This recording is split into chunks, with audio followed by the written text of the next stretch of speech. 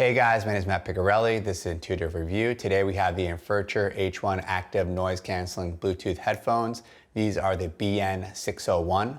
These are active noise canceling headphones. They can block up to 90% ambient noise. They are lightweight and travel friendly, can be used wired or wirelessly. The headphone has 90-degree swiveling ear cups with soft memory foam design.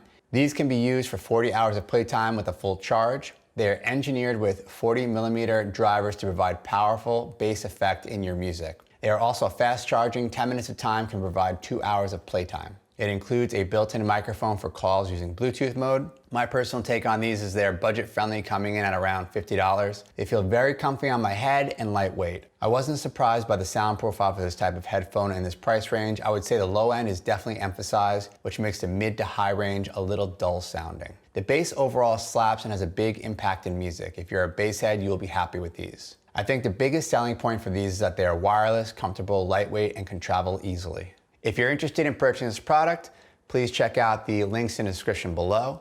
And if you found this video useful, please like and subscribe to the channel for more videos. Thanks for watching.